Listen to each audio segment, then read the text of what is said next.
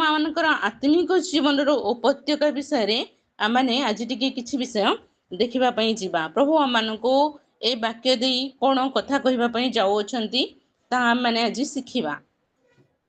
आमनको आत्मिक जीवन उपत्यका ए उपत्यका विषय मु आपनको संक्षिप्त रे केतोटी विषय कहिबा पई जाउची। प्रभु आमनको साहाय्य करंतो ए समस्त विषय बुझी परिबा निमंते। आमने गोटे वाक्य पढ़िबा गीत संहिता तार 23 अध्याय तार 4 पद। गीत संहिता 23 कहले प्राय समस्तଙ୍କର मुखस्थ थाए, तथापि आमे तार 4 पद टिके पढ़िबा। छाया रूप उपत्यका दे गमन कले हे कौनसी आपद को भय करिबी नहीं, कारण तुम्बे मोहर सहवर्ती, तुम्हर पांचन और तुम्हर बाड़ी मते सांत्वना दियंती। Thank you. देखंतु एटी कोन लिखा जाउची, एणु मु मृत्यु छाया रूप उपत्यका देई गमन कले हे कौनसी आपद को भय करिबी नहीं। एटी गोटी उपत्यका विषय रे लिखा जाउची। से उपत्यकाटा कोन? मृत्यु छाया रूप उपत्यका। मृत्यु छाया रूप उपत्यका। ए उपत्यकाटा मृत्यु रे परिपूर्ण नुहे। केमती? ओ मृत्युर छाया अछि एठी, मृत्यु नाही मात्र तार छाया अछि। छाया भी संपूर्ण नुहे, मृत्यु छाया रूप। रूप माने कहले तार आकृति ता परी लागुछि। ए उपत्यकाटा एमिति अछि, एठी मृत्युर छाई थिबा परी हमको अनुभव हबो, किंतु एठी ना मृत्यु थिबो ना तार छाया थिबो। मृत्यु छाया थिला परी हमको अनुभव रे वर्तमान माने अछु। ए उपत्यका देई गमन कले हे आमे ए उपत्यका देई करी आको ओवरकम करी करी आको क्रॉस करी करी हमको आगु को जिबा पई पड़िबो। ता अर्थ ता भीतर देई कि आमे चाली करी हो, उडी करी हो, बसी करी हो, जेमती भी हो, गला बेले कोन लिखा जाउची, गमन कले हे कौनसी आपद को भय करिबी नाही। आपद बा कौनसी विपद हो, समस्या हो, संकट हो, आ कौनसी प्रकार रो मंद विषय हो, जहां हम जीवन रे आसिला उपत्यका देके गले साधारणतः निश्चित विपदर सम्मुखीन हवा पई पड़े, कारण सेटा मनुष्यर जनबसति अंचल न थाए। साधारण अनेक लोकंकर बसवास कलिबा भलिया जगह न थाए, तेणु एठी विपद समस्या संकट एगुड़ाक सब थाए। ए सब देइकिरी गला बेले मु कोन करिबी ना भय करिबी नाही। ता अर्थ टोटल उपत्यकाटा आम पई केमती अछि, मृत्युर छायार सादृश्य रे अनुभव हेबा भली अछि। आ हमको निश्चित रे आको भीतर देकी गति करिबा पई पड़िबो, जीवा पई पड़िबो, गमन करिबा पई पड़िबो। किंतु मुख्य विषय कोन? आमे भय करिबो नाही। आत्मिक जीवन रे हमको बेले बेले एमती अनुभव गुड़ाक सब आसी थाए, केमती मृत्यु नथिबो किंतु मरी जीवा परी अनुभव आसुथिबो। देखंतु बाघ हमको साधारणतः खाइदबो, बाघर पाखक गले से हमको खाइदबो, अटैक करिवो किंबा क्षताक्त करिवो, किछि भी करू सेठी मरी जीवार चांसेस अछि। किंतु बाघर छाई, जदि छाई पाखक आमे जाउचो से छाई हमको खाइदबो कि? से छाई हमको क्षताक्त करिवो कि? से छाई हमको मारिदबो कि? छाई पाखरे हमको मरी जीवार संभावना अछि कि? नाही। बाघ पाखरे मृत्युर भय अछि, बाघर छाई पाखरे मृत्युर भय नाही। किंतु बाघर छाई थिबा परी अनुभव हेउतिबा स्थान रे हमको आउ टोटली बाघ को भय करिबा भली परिस्थिति नाही। तथापि हमको कोन लागुची, एटी बाघ अछि हमको खाइदेबो, आमे मरि जबो, तेणु भय कोन? ए बाट देके आमे जीवु नाही। किमा ए बाट देके जदि जाउचु प्रति मुहूर्त रे हार्ट बीट बढ़ी जाउथिबो, जेमति कहते धड़कन हमर बढ़ी जाउथिबो, प्रति मुहूर्त रे मरि जबु कि? चारिआडे खाली डर डर लागुथिबो, भय भय लागुथिबो, केही कुआडे नाही साहाय्य करिया पई। अनेक समय रे आमे ए बाट देके जीवा पई इच्छा मध्य करिबु नाही। उपत्यका आत्मिक जीवन रो उपत्यका बेले बेले हमर आत्मिक जीवन एमती अचोथा भय देकिरी गति करे। प्रभु हमको अनेक समय रे आपण माने जानती भय विषय बहुत गुड़ाई वाक्य अछि। भय कर नाही, भय कर नाही बोली प्रतिदिन प्रभु कहतिबा समय रे मध्य आत्मिक जीवन विषय टिके चिंता करंतु। प्रति मुहूर्त रे मनुष्य को खाली भय ही ग्रास करूची, भय देकिरी मनुष्य जाउची। मु केतोटी उपत्यका विषय आपण मानकु कहिबी। आम आत्मिक जीवन सहित जड़ित थिबा ए उपत्यका गुड़िक आमको किभली अनुभव दौची एटी मृत्युर अनुभव दौची किंतु मरिबार चांस ही नाही कारण एटी मृत्यु नाही आमको कौन लगुच आम मरीजु बेले बेले आमर शरीर ठीक थी आमर चतुर्पार्श्वर परिस्थिति ठीक थी बेले बेले आमर खाइबा पीबा सब जिनस ठीक थी समय आमर प्राण आमर आत्मा आमर हृदय अस्थिर हो मन अस्थिर हो कौन से गोटे छोट मोट विषय को लेकिन भी आम अधिक व्यतिव्यस्त ही पड़ू से समय आमको मृत्युर अनुभव आसी थाए मरीजी कि मत मरीजा भाई लगुच मु मरी जाती कि अनेसेसरी गोटे प्रार्थना पार्टी ऑटोमेटिक बाहरी आसुथिबो प्रभु मते नहीं जाओ प्रभु मते मारी दियो मुझे सब संभाळिबा पई प्रस्तुत नहीं मुझे सब सही पारो नहीं कि मैं एभली गोटे विषय गुड़ाक मो जीवन तुम कहीं अलाउ कल एमती अनेसेसरी प्रार्थना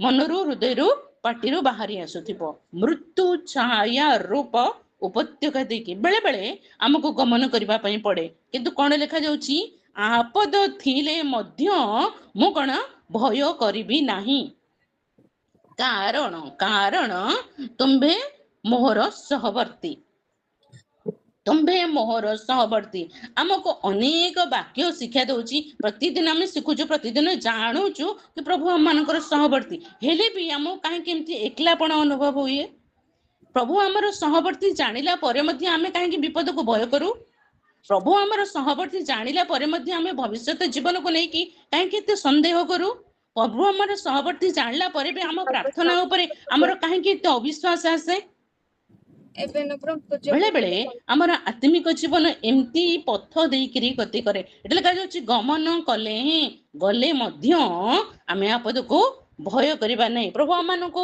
साहाय्य करंतु केतोटी गुरुत्वपूर्ण विषय आम को प्रभु जी कहबा पई जाउछंती प्रभु आम को अनुग्रह करंतु आम ए सब विषय गुड़िक शिखिबा पढ़िबा गोटे वाक्य आयुब पुस्तक तार 28 रो 3 पद आयुब तार 28 रो 3 पद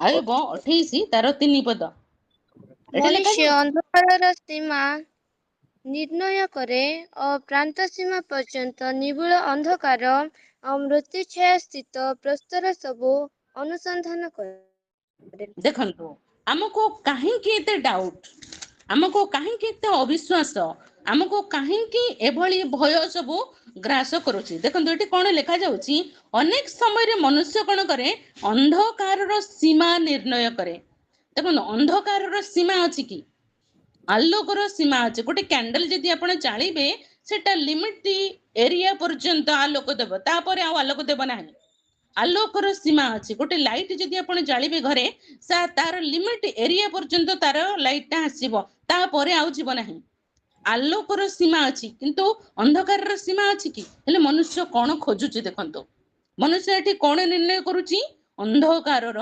सीमा को निर्णय करुची ओ प्रांत सीमा पर्यंत निबिड़ अंधकार और मृत्यु छाया स्थित प्रस्तर सबु अनुसंधान करुची कौन करुची प्रांत सीमा पर्यंत निबिड़ अंधकार को से अनुसंधान करुची आ मृत्यु छाया स्थित प्रस्तर सबु अनुसंधान करुची मु कहली मृत्यु नाही मृत्युर छाया अछि ता मध्य मनुष्य कौन करुची पत्थर को खोजुची प्रस्तर सबु अनुसंधान करुची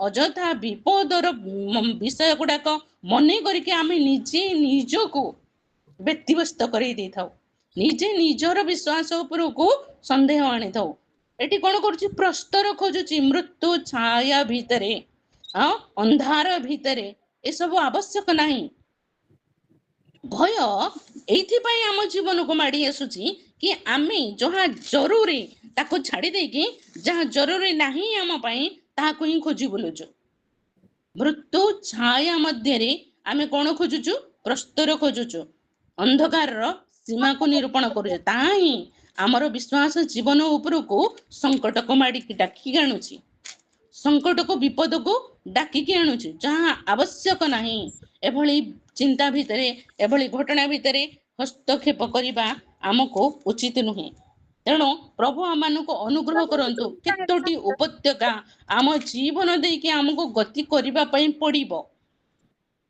पड़े किंतु ता भीतर दे आमे के गला बेले आमे अजथारे गुड़ाए भय न करू আজি आम शिखिबा ଏହା ଆମ ଆତ୍ମିକ ଜୀବନ ନିମନ୍ତେ କିପରି ପ୍ରଭାବ ପକାଉଛି ଆଉ ଆତ୍ମିକ ଜୀବନ ଏହା ଦ୍ୱାରା ପ୍ରଭାବିତ ହେଲେ ଆମର ବାସ୍ତବରେ ଜୀବନର ଅବସ୍ଥା ପରିସ୍ଥିତି ସବୁ କେମିତି ହେଇଯାଉଛି ଚିନ୍ତା ଭାବନା ଗୁଡାକ ସବୁ କେମିତି ହେଇଯାଉଛି ଅନେକ ସମୟରେ ଆପଣ ମାନେ ଜାଣନ୍ତି ଆମର ପ୍ରାର୍ଥନା ଅନୁରୋଧ ଗୁଡାକ ସବୁ କେମିତି ଆସିଥିବ ଗାଁରୁ ଭୁବନେଶ୍ୱର ଯାଉଛି ଯିବା ଆସିବାର ସୁରକ୍ଷା ନିମନ୍ତେ ପ୍ରାର୍ଥନା କରନ୍ତୁ ଆମେ ଜାଣିଛୁ ପ୍ରଭୁ ଆମମାନଙ୍କର ସହବର୍ତ୍ତୀ ଈଶ୍ୱର ତେବେ ବି ଆମେ ପ୍ରାର୍ଥନା ଅନୁରୋଧ ଦେଇଥାଉ କଣ ଆମେ ଗାଁରୁ ଭୁବନେଶ୍ୱର ଯାଉଛୁ जीवा आसबार सुरक्षा निमंते प्रार्थना करिबा ए सुरक्षा अवस्था अपेक्षा आमर आत्मिक जीवन पे आहुरी केते अधिक विषय गुड़ाक मागिबा आम पे आवश्यक अटे कौनसी क्षेत्र में जदि बाटर एक्सीडेंट होकर आम मृत्युवरण कलु ता अपेक्षा ताठार केते अधिक विषय कौन आम अनंत जीवन में आम प्रभु सहित केमती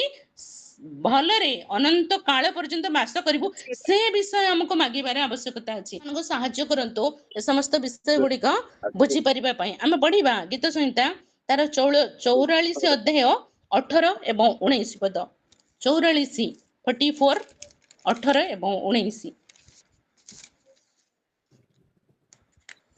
ତୁମ୍ଭେ ଆମ୍ଭମାନଙ୍କୁ ଶୃଗାଳମାନଙ୍କ ସ୍ଥାନରେ ଚୂର୍ଣ୍ଣ ମୃତ୍ୟୁ ଛାୟାରେ ଆଚ୍ଛନ୍ନ କରିଅଛ ବୋଲି ଆମ୍ଭମାନଙ୍କ ଅନ୍ତଃକରଣ ବିମୁଖ ହୋଇନାହିଁ କିମ୍ବା ଆମ୍ଭମାନଙ୍କ ପାଦଗତି ତୁମ୍ଭ ପଥରୁ ଭ୍ରଷ୍ଟ ହୋଇନାହିଁ।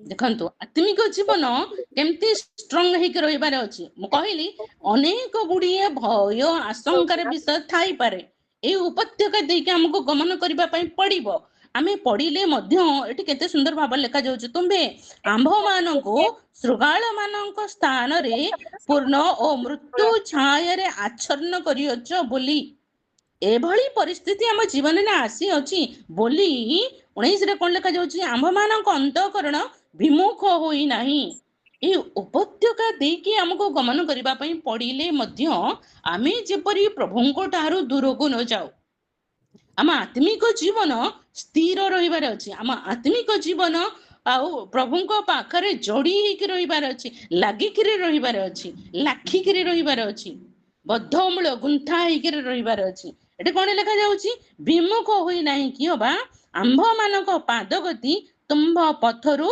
भ्रष्ट होई नाही विपद आसिले मध्य विपदर संभावना थिले मध्य भयर वातावरण थिले मध्य संकटर समस्यार वातावरण थिले मध्य आमर मन आमर हृदय आमर पाद आमर चिंता आमर स्थिरता प्रभुंको पाखरे रहिबार अछि आमे जानुछु प्रभु आम मानकर सहवर्ती तेबे भी आमे आशंका करी प्रार्थना गुडा उत्सर्ग करछु कोन प्रभु रक्षा कर दियो साहाय्य कर सुरक्षा कर इत्यादि अनेक विषय प्रभु आम मानको अनुग्रह करंतु एई मृत्यु छाया रूप उपत्यका को बुझिबा निमंते आमे आ भीतर देई हमको गमन करिबा पई पड़िबो हेले मध्य आमे बुझिबा चिनिबा शिखिबा किपरि आकु आमे ओवरकम करिकरी आगो को जीवा बेले प्रभु कहिकी रही परिबा प्रभु आम मानको साहाय्य करंतु आमे द्वितीय विषय देखिबा पढ़िबा ए गीत संहिता तार 84 अध्याय तार 6 पद सेठ लिखा जाउची सेमाने क्रंदन उपत्यकारे गमन करू करू ताहाको झरणार स्थान करंती आद्य वृष्टि नाना मंगल रे ताहा भूषित करे देखंतु एठी आउ गोटी उपत्यका विषय रे लिखा जाउची कोन क्रंदन उपत्यका देई गमन करू करू सेमाने ताहाको कोन करूछंती झरणार स्थान करूछंती झरणार स्थान करंती आद्य वृष्टि ताहा नाना मंगल रे ताहा भूषित करे एठी आउ गोटी उपत्यका विषय लिखा जाउची ताहा होची क्रंदन उपत्यका एटा କୋଉମାନେ ଲେଖୁଛନ୍ତି 84 ଗୀତ ସଂହିତା ସାଧାରଣତଃ କୋରହ ସନ୍ତାନ ଗଣ ଲେଖୁଛନ୍ତି। ଏ କୋରହ ସନ୍ତାନ ଗଣଙ୍କର ଜୀବନରେ ଗୁଡାଏ ସମସ୍ୟା ପୂର୍ବରେ ଆସି ଯାଇଥିଲା। ଏମାନେ ସମସ୍ତେ ଈଶ୍ୱରଙ୍କର ବିରୋଧୀ ହେଇଥିଲେ, ବିଦ୍ରୋହ ଚରଣ କରିଥିଲେ। ବିଦ୍ରୋହ ଚରଣ କରିବା ହେତୁରୁ ପରମେଶ୍ୱରଙ୍କର କ୍ରୋଧ ସେମାନଙ୍କ ଜୀବନରେ ପ୍ରଚଣ୍ଡ ଭାବରେ ଆସିଥିଲା ଏବଂ ତାଙ୍କର ସମସ୍ତ ବଂଶକୁ ପରମେଶ୍ୱର ଧ୍ୱଂସ କରିଦେଇଥିଲେ। ଆପଣ ମାନେ ସେ ସବୁ ଗଣନା ପୁସ୍ତକ ତାର 16 ଅଧ୍ୟାୟ ତା ଟୋଟାଲ ପଢିଲେ ଜାଣିପାରିବେ। କିନ୍ତୁ ମୋର କହିବାର ଉଦ୍ଦେଶ୍ୟ ଏଇ କୋରହ ସନ୍ତାନ ମାନେ କଣ ଲେଖୁଛନ୍ତି ଏଠି ଗୀତ ସଂହିତାରେ। କୋରହ ସନ୍ତାନ ମାନେ ଲେଖୁଛନ୍ତି ଆମେ ଗୋଟେ ଦିନ ଥିଲା କଣ କ୍ରନ୍ଦନର ଉପତ୍ୟକା ଦେଇ ଗମନ କରୁଥିଲୁ, ଆଉ ସେ ସମୟରେ ଆମେ ସେ ଉପତ୍ୟକାକୁ କାନ୍ଦି କାନ୍ଦି ଝରଣା ବନେଇ ଦେଇଥିଲୁ। ଗୋଟେ ସମୟ ବେଳେ ବେଳେ ଆମ ଜୀବନରେ ଏମିତି ଗୁଡେ ପରିସ୍ଥିତି ଆସିଥାଏ ଯୋଉଠି ଆମେ ଅତ୍ୟଧିକ ମାତ୍ରାରେ କାନ୍ଦିଥାଉ। କିନ୍ତୁ ଏଭଳି ଗୁଡାଏ ସମସ୍ୟା ଆସିଥାଏ କିମ୍ବା ଏଭଳି ପରିସ୍ଥିତି ଥାଏ ଯୋଉଠି ଆମେ ଅକାରଣରେ କାନ୍ଦିଥାଉ। ବେଳେ ବେଳେ ଆପଣଙ୍କର ଆଖିର ଲୁହ କେମିତି ଭାବରେ ଝରୁଛି, ବେଳେ ବେଳେ ଅତ୍ୟଧିକ ଦୁଃଖ ହେଲେ ଝରୁଛି, ବେଳେ ବେଳେ ଭାବ ପ୍ରବଣ ହେଇଗଲେ ଝରି ପଡୁଛି, ଆଉ ବେଳେ ବେଳେ ବେଶୀ ଟିକେ ଚିନ୍ତା ପଡିଗଲେ ଝରି ପଡୁଛି, ବେଳେ ବେଳେ ଅନ୍ୟ କାହାର ଦୁଃଖ ଲୁହ ଦେଖିଲେ ହିଁ ଆପଣଙ୍କର କୌଣସି ସମସ୍ୟା ନଥିଲେ ବି ଆପଣଙ୍କ ଆଖିରୁ ଲୁହ ଝରି ପଡୁଛି। ଅନେକ କାରଣ ଲୁହ ଝରିବାର। ବେଳେ ଅକାରଣରେ ମଧ୍ୟ ଆମେ କାନ୍ଦିଥାଉ। କେହି କେହି ତ ଦେଖନ୍ତୁ ଆପଣ ଆରାଧନା କରୁଥିବା ସମୟରେ ମଧ୍ୟ ସେମାନେ କାନ୍ଦି କାନ୍ଦିକିରି ଆରାଧନା କରନ୍ତି। ପ୍ରାର୍ଥନା କରୁଥିବା ସମୟରେ ଭଲ ବିଷୟରେ ପ୍ରଭୁଙ୍କୁ ଧନ୍ୟବାଦ ଦେଇ ଦେଇ ପ୍ରାର୍ଥନା କରୁଥିବେ, କିନ୍ତୁ କାନ୍ଦି କାନ୍ଦିକିରି ପ୍ରାର୍ଥନା କରୁଥିବେ। ଅଶ୍ରୁ ଏଠି କଣ ଲେଖାଯାଉଛି, ସେଟା ହଉଛି କ୍ରନ୍ଦନର ଉପତ୍ୟକା ଗମନ କରୁ କରୁ ତାହାକୁ ସେମାନେ ଝରଣାର ସ୍ଥାନ କରିଦିଅନ୍ତି। ଏତେ କାନ୍ଦନ୍ତି ସେ ଉପତ୍ୟକାଟା କ୍ରନ୍ଦନର ଉପତ୍ୟକା ନଥିଲେ ମଧ୍ୟ ତାକୁ ସେମାନେ ଝରଣା ଏକଦମ ପାଣି ପରି ବୋହେଇ ଦେଇକି କରିଦିଅନ୍ତି। କିନ୍ତୁ କଣ ଲେଖାଯାଉଛି, ଆଦ୍ୟ ବୃଷ୍ଟି ତାହା ମଙ୍ଗଳରେ ଭୂଷିତ କରେ। ଆଦ୍ୟ ବୃଷ୍ଟି ନାନା ମଙ୍ଗଳରେ ତାହା ଭୂଷିତ କରେ। ଦେଖନ୍ତୁ ଏଇ ଉପତ୍ୟକା ଆମ ଆତ୍ମିକ ଜୀବନ ସହିତ ଜଡିତ ଅଛି। ବେଳେ ବେଳେ ଆମର ଆତ୍ମିକ ଜୀବନ ଏମିତି ଅବସ୍ଥା ଦେଇକିରି ଗତି କରେ ଯେ ଆମେ ସେଠି କାନ୍ଦି କାନ୍ଦି ହିଁ ଥାଉ। କେତେ ଲୋକଙ୍କୁ ଆପଣ ଦେଖିଥିବେ ଚର୍ଚ୍ଚ ଭିତରେ ପଶିବା ଠାରୁ ସେମାନେ କାନ୍ଦିବା ଷ୍ଟାର୍ଟ କରନ୍ତି ଚର୍ଚ୍ଚରୁ ବାହାରିବା ସମୟ ପର୍ଯ୍ୟନ୍ତ। 2 ଘଣ୍ଟା 2.5 ଘଣ୍ଟା କିମ୍ବା 3 ଘଣ୍ଟା ବେଳେ ବେଳେ କାହାର ଚର୍ଚ୍ଚ ଚାଲିଥାଏ, ଆଉ ସେମାନେ ଅନବରତ କାନ୍ଦୁଥିବେ। ଆରମ୍ଭରୁ କାନ୍ଦିବା ଷ୍ଟାର୍ଟ କରନ୍ତି ଭାଇ ଶେଷ ପର୍ଯ୍ୟନ୍ତ କାନ୍ଦି କାନ୍ଦିକି ହିଁ ସେମାନେ ସେଥିରୁ ବାହାରିଥାନ୍ତି। ଜୀବନର ପରିସ୍ଥିତି ଭିନ୍ନ ଭିନ୍ନ ଥାଇପାରେ, ଆମେ ଜାଣିନୁ କାହାର ଜୀବନର ଅବସ୍ଥା କେମିତି ଭାବରେ ଅଛି, ସେ କାହିଁକି ଏତେ କାନ୍ଦନ୍ତି। କିନ୍ତୁ ଏଠି କଣ ଲେଖାଯାଉଛି, କ୍ରନ୍ଦନର ଉପତ୍ୟକାରେ ଗମନ କରୁ କରୁ। ଏମିତି ପରିସ୍ଥିତି ଏମିତି ଉପତ୍ୟକା ଦେଇକିରି ଆମକୁ ଯାଉ ଯାଉ ମଧ୍ୟ ସେମାନେ ତାକୁ ଝରଣାର ସ୍ଥାନ କରିଦେଲେ ପରେ ବି କଣ ଲେଖାଯାଉଛି, ଆଦ୍ୟ ବୃଷ୍ଟି ଆସୁଛି ନାନା ମଙ୍ଗଳରେ ତାକୁ ଭୂଷିତ କରୁଛି। ସେ ଉପତ୍ୟକା କ୍ରନ୍ଦନର ଉପତ୍ୟକା ଥିଲା, ସେ ଉପତ୍ୟକା ଦୁଃଖର ଉପତ୍ୟକା ଥିଲା, ସେ ଉପତ୍ୟକା ଅଶ୍ରୁର ଉପତ୍ୟକା ଥିଲା, ସେ ଉପତ୍ୟକା ଝରଣାର ଉପତ୍ୟକା ଥିଲା, ସେ ଉପତ୍ୟକା ଅନେକ ଯନ୍ତ୍ରଣା କ୍ଲେଶର ଉପତ୍ୟକା ଥାଇପାରେ। ମାତ୍ର ଯେତେବେଳେ ଆଦ୍ୟ ବୃଷ୍ଟି ଆସୁଛି ସେ କଣ କରୁଛି, ନାନା ମଙ୍ଗଳରେ ତାକୁ ଶୋଭାଯୁକ୍ତ କରୁଛି, ଭୂଷିତ କରୁଛି, ସୌନ୍ଦର୍ଯ୍ୟରେ ପରିପୂର୍ଣ୍ଣ କରୁଛି, ଆଉ ବିଭିନ୍ନ ପ୍ରକାରରେ ତାକୁ ସୁନ୍ଦର ବନେଇ ଦଉଛି। ଏ ଆଦ୍ୟ ବୃଷ୍ଟି କଣ? ଆଦ୍ୟ ବୃଷ୍ଟି ହଉଛି ପବିତ୍ର ଆତ୍ମାଙ୍କର ଉପସ୍ଥିତି। ଯେତେବେଳେ ଆମର ଆତ୍ମିକ ଜୀବନରେ କଷ୍ଟ ଅଛି କିମ୍ବା କ୍ଲେଶ ଅଛି କିମ୍ବା ଦୁଃଖ ଅଛି, ସେ ସମୟରେ ଆମକୁ କଣ କରିବାର ଅଛି, ପବିତ୍ର ଆତ୍ମାଙ୍କର ସହାୟତାରେ ପ୍ରାର୍ଥନା କରିବାର ଅଛି।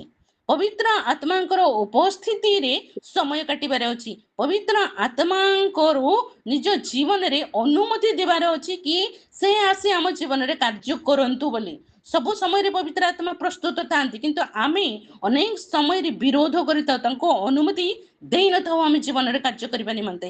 ଯେତେବେଳେ ପବିତ୍ର ଆତ୍ମା ଆମ ଜୀବନରେ ଆସିକି କାର୍ଯ୍ୟ କରନ୍ତି, ସେତେବେଳେ ନାନା ମଙ୍ଗଳ ବିଷୟ ସବୁ ଜୀବନରେ ଘଟିବା ପାଇଁ ଆରମ୍ଭ କରେ।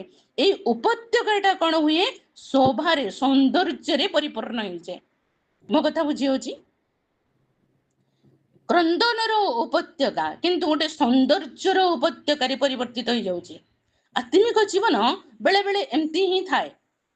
आम जानतरे आम अजाणतरे आमर जीवन को भली भाव में गति करुच्ची। देखो आम सब बेले जागतिक जीवन को लेकिन चिंतित रोचु, जागतिक जीवन को लेकिन व्यतिव्यस्त रोचु, जागतिक जीवन समस्या अभाव अनटन गुड़ाए कामर प्रेसर किंबा परिवार जंजाल इत्यादि विभिन्न विषय कहार कहार स्वास्थ्य कहार विभिन्न प्रकार टेंशन विषय गुड़ाक सब थाए। ए सब विषय गुड़ाक आमर दिन रातिर समय गुड़ाक क्षेपण हो जाए।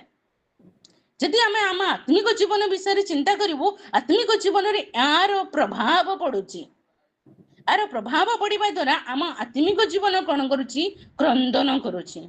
आत्मिक क्षेत्र में जी वृद्धि पाइबार आवश्यक से वृद्धि पाइबार नहीं। आत्मिक क्षेत्र में आम जो स्टैंडर्ड को आसबार अच्छी प्रभु जो बड़ी भाव में आम ठार आशा करुचंती किंबा आमको यही जी शिक्षा चेतना परामर्श मिली अनुसार आम जी दूर जीवार अच्छी से दूर जापर न। ए सब विषय जिते आपण मन में आसब जानवे सेते बेले क्रंदन बाहर कौन आम प्रभु तुम ठारे से समर्पित हो पारि ना, से कार्य करि पारि ना, किंबा से आत्मिक जीवन में आम बढ़ी पारि ना। ए उपत्यका देकी आम जिते गमन करुचु सेते आमर अश्रु कौन करुच्ची झरणा परी बनई दउची। किंतु तापरे पवित्र आत्मा उपस्थिति आम जीवन में आसुची एवं ताहा सौंदर्य परिणत होची। कौन आत्मिक जीवन वृद्धि पाउची। सब बेले जागतिक जीवन को लेकिन चिंतित रुहतु ना। हमारे व्यक्तिगत प्रार्थना गुड़ाक सजाड़ू। व्यक्तिगत प्रार्थना अनेक समय रे बहुत डिस्टर्बेंस रे चलुथिबो। अनेक समय लोक मैंने प्रार्थना करने बसी थे, किए गोटे आसिक डाकिला उठी जा जाकि देख किए डाकिला कहीं डाकिला कौन है सहित कथबार्ता होगी छाड़ला पुणी आम आसिक प्रार्थना बसी था। ना प्रार्थना करूँ गोटे फोन बाजिला, प्रार्थना करूँ कलिंग बेल बाजिला, प्रार्थना करूँ छुआ कांदिला, प्रार्थना करूँ किछि ना किछि गोटे गोटे कौन कौन घटी जाऊथबो। आमे ता मजरू उठी उठी कर जाऊथबो, एते गुडे विषय अटेंड करके पुणी आसिक प्रार्थना रे बसुथबो। आत्मिक जीवन को सजाड़बार अच्छी, व्यक्तिगत प्रार्थना गुड़ाक आमको सजाड़बार अच्छी। को क्षेत्र में आमको प्रभु को केते समय देबार अच्छी, प्रभु को उपस्थिति मध्य आम केते रहिबार अच्छी, प्रभु को ठारू विमुख होई जो डिस्टर्बेंस गुड़ाक आसुची आको केमती भाव में अटकेबार अच्छी। आउ ये डिस्टर्बेंस गुड़ाक भितर न जाइकी आमे आम आत्मिक जीवन को केते बलिष्ठ करूचु, केते समृद्ध करूचु, केते शक्तियुक्त करूचु, केते ईश्वरंकर उपस्थिति मध्य सानिध्य मध्य आमे समयटू को काटी पारुचु। एगुड़ाक जदि न होई पारिबो ताहले निश्चित जीवन रे क्रंदन उपत्यका देकी गमन करबा पड़िबो। प्रभु आम को अनुग्रह करंतु, आम आत्मिक जीवन स्थिति को परखिबा पई, आत्मिक जीवन को सजाड़िबा पई, आहुरी अधिक प्रभु सहित लगी रहिबा पई प्रभु आम को अनुग्रह करंतु। आमे देखिबा आयुब पुस्तक तार 30 अध्याय तार 31 पद। आयुब तार 30 अध्याय तार 31 पद। तेणु मोहर बिना सखरे मोहर वंश क्रंदनकारी मानक स्वर रे परिणत होई अछि। लेखा जाउछि कोन मोर बीणा आउ बंसी।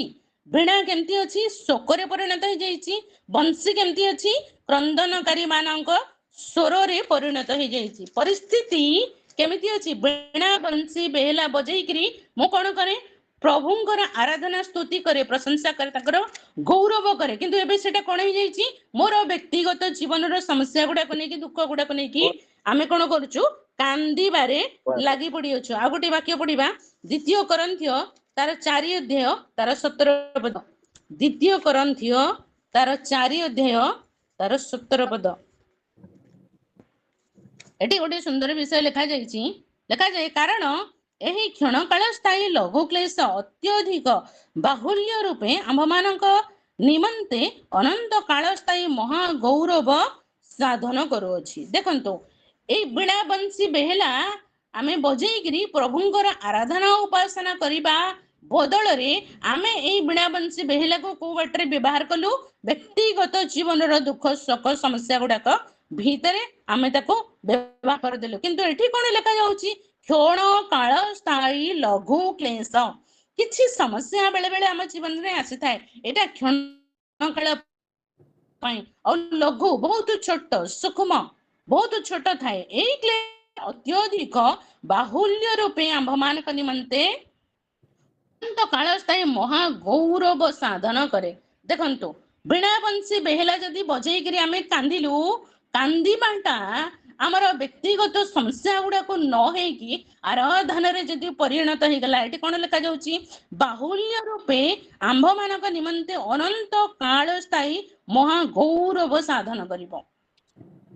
ଅନନ୍ତ କାଳ ସ୍ଥାୟୀ ମହା ଗୌରବ ଆଣିଦେବ ଯଦି ଆମେ ଏଇ କ୍ଷଣ କାଳର କ୍ଲେଶକୁ ଭୁଲି ଯାଇକି ଏ ବିଣା ଆମେ ପ୍ରଭୁଙ୍କର ଆରାଧନାକୁ ଯୁକ୍ତିଯୁକ୍ତ ଭାବରେ ସର୍ବଦା ଲାଗିକିରି ରଖି ପାରିବୁ। ନାଇଁ ଯଦି ଦୁଃଖ ସୁଖରେ ପରିଣତ କରିଦେବୁ, ଆର ପରିସ୍ଥିତି ବଦଳିଯିବ। କିନ୍ତୁ ଆକୁ ଯଦି ଆମେ ଈଶ୍ୱରଙ୍କ ଠାରେ ସଂଯୁକ୍ତ ରଖିକିରି ଆଉ ସେଇ ଅନୁସାରେ ଈଶ୍ୱରଙ୍କୁ ଗୌରବ ଦେଇକିରି ଚଲେଇକିରି ନେଇପାରିବୁ, ତାହେଲେ ଏଇ କ୍ଲେଶ ଦୁଃଖ ସମସ୍ୟା ଲଘୁ ହେଇଯିବ, ବହୁତ ଛୋଟ ହେଇଯିବ, ସୁଖମ ହେଇଯିବ। କିନ୍ତୁ ଏହା କଣ କରିବ? ବାହୁଲ୍ୟ ରୂପେ ଅତି ଅଧିକ ମାତ୍ରାରେ ପ୍ରଭୁଙ୍କର ଅତ୍ୟଧିକ ବାହୁଲ୍ୟ ରୂପେ ଅତି ଅଧିକ ମାତ୍ରାରେ ଗୌରବର କାରଣ ହେବ। କ୍ଲେଶ କଷ୍ଟ ଦୁଃଖ ଅନେକ ସମୟରେ ଆମମାନଙ୍କ ଜୀବନରେ ଆସେ, କିନ୍ତୁ ଆତ୍ମିକ ଜୀବନରେ ରୂପାନ୍ତରିତ ହେଲା ବେଳେ ସେଟା ଅନେକ ଗୌରବର କାରଣ ହେଇଯାଏ। ପ୍ରଭୁ ଆମମାନଙ୍କୁ ସାହାଯ୍ୟ କରନ୍ତୁ ଆଗକୁ ଟିକେ ବୁଝିବା ନିମନ୍ତେ। ପିଲାମାନଙ୍କ ପାଇଁ ହୁଏତ ଏଟା ଟିକେ କଠିନ ହେଇପାରେ, ତଥାପି ପ୍ରଭୁ ଆପଣ ମାନଙ୍କୁ ସୁଯୋଗ ଦେଇଛନ୍ତି ଗୋଟିଏ ବିଷୟ ଜାଣିବା ନିମନ୍ତେ, ଶିଖିବା ନିମନ୍ତେ। ଆକୁ ଆମେ ଧୈର୍ଯ୍ୟର ସହିତ ଶୁଣୁ ଏବଂ ପ୍ରଭୁଙ୍କର ଗୌରବ ଉଦ୍ଦେଶ୍ୟରେ ଆକୁ ଜୀବନରେ ପ୍ରୟୋଗ କରିବା ପାଇଁ ପାରୁ, ତାହେଲେ ନିଶ୍ଚିତରେ ଆପଣ ମାନେ ଉପକୃତ ହେବେ। ପ୍ରଭୁ ଆମମାନଙ୍କୁ ଆଶୀର୍ବାଦ କରନ୍ତୁ। ଆମେ ତୃତୀୟ ଉପତ୍ୟକାକୁ ଯିବା। ତୃତୀୟ ଉପତ୍ୟକା ଯିବା, ତାହା ଆପଣ ମାନେ ପାଇପାରିବେ ଜିହିଜିକେଲ ପୁସ୍ତକ 37 ତାର 1 ରୁ 4। ଜିହିଜିକେଲ ପୁସ୍ତକ ତାର 37 ଅଧ୍ୟାୟ 1 ରୁ 4 ପଦ ଭିତରେ ପଢିବା। ଏଠି ଆଉ ଗୋଟିଏ ଉପତ୍ୟକା ବିଷୟରେ ଲେଖାଯାଏ।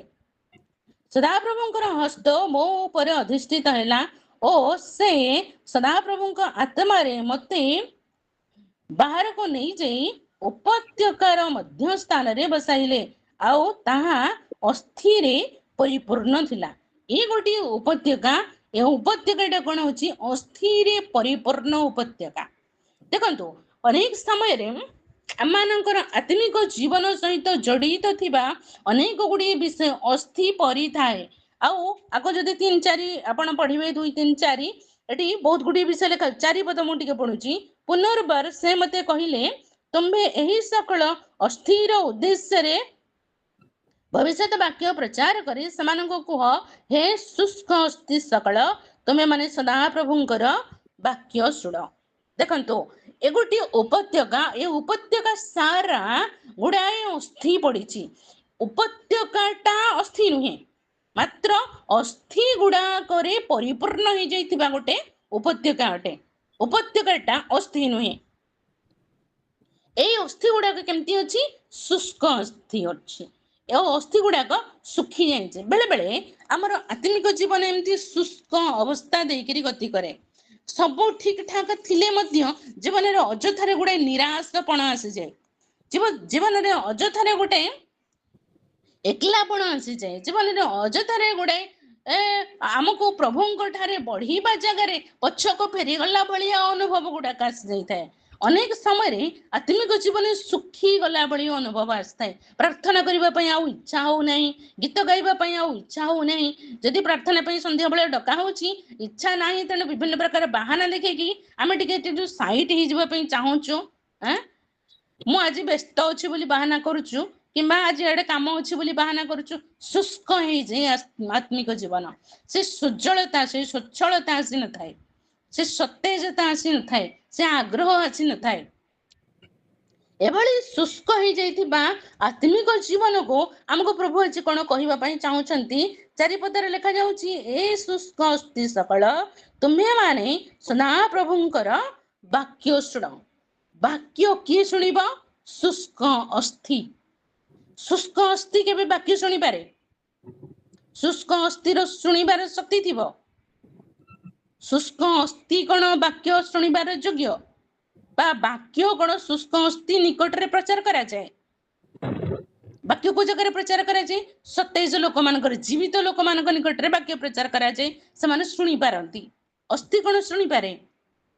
एटी कौन लिखा जाउची शुष्क अस्थि सकल निकट रे वाक्य प्रचार करा गला कुआ गला हे शुष्क अस्थि सकल तुमे माने सदा प्रभुंकर वाक्य शुण जेते बेले आम जीवन रे शुष्कता आसी जाउची गोटे विषय मन रखंतु कोनोसी समय रे आराधना उपासना करबा पई इच्छा हो नहीं किंबा प्रार्थना करबा पई आग्रह आसु नहीं बाइबल पढ़िबा पई आग्रह आसु नहीं जो समयटा आमे प्रभु को देबा पई इच्छा करूचु से समय हमर भिन्न भिन्न दिगरे चली जाउची से समय आमे प्रभु को दे पारु ना हो कोनोसी भी बाधा विघ्न आसिला कोनोसी भी प्रकार डिस्टर्बेंस आसिला कोनोसी भी प्रकार नैराश्य आसिला कोनोसी भी प्रकार बहाना मन को आसी गला किंबा आग्रह कमी गला जानंतु आपण शुष्क होई जाउचंती आत्मिक जीवन रे आपण शुष्क होई जाउचंती एई शुष्कता समय रे आपण को वाक्यर निकटतर हबार अछि वाक्य को अधिक भाବରେ ଶୁଣିବାର ଅଛି कारण कोन वाक्य रे जीवन अछि वाक्य रे रक्त अछि वाक्य रे स्वास्थ्य अछि वाक्य रे श्वास अछि वाक्य रे ही प्राण अछि वाक्य जते बेले आपण सुनिबे सेते बेले जीवन शुष्कतार जीवन रसाळतारे परिवर्तित होई जिवो जते बेले शुष्क अस्थि माने सब वाक्य सुनिले आपण टिके 10 पद पढंतु 10 पद टिके पढंतु कि तो हूँ से मते जेपरी आज्ञा कले तद अनुसारे मु भविष्यत वाक्य प्रचार करन्ते प्राण वायु से माननको मध्य को आसिला आउ से माने जीवित हेले ओ अतिशय महती सेना होई आपणा लॉर्ड देखंतो शुष्क अस्थि थिले वाक्य सुनिबा परे सेमानक मध्य रे समस्त विषय गुडाक आसीगला शरीर रे सिरा प्रसिरा हैला मांस हैला स्किन हैला ब्लड हैला आउ सेमानक भितर श्वास वायु आसला प्राण वायु आसला आउ सेमाने समस्ते प्राण वायु प्रवेश करिबारु चतुर्दिगरु प्राण वायु आसी सेमानक मध्य रे प्रवेश कला आउ सेमाने समस्ते हत लोक माने थिले किंतु कोन हैला जीवित हो गले जीवित हेले अतिशय महती सेना होई आपना आपना चरण रे छिड़ा हेले जेते बेले हमर आत्मिक जीवन सुखी जाउची नैराश्य आसी जाउची सेते बेले आपण जेते बेले वाक्य सुनिबे ए वाक्य कोन करिवो आपनकर पड़ी जाउथिबा अवस्था को ठिया करै दबो आपण दुर्बल हो जाउथिला बेले महती शक्तिशाली बनै दबो आउ जेते बेले आपण मृत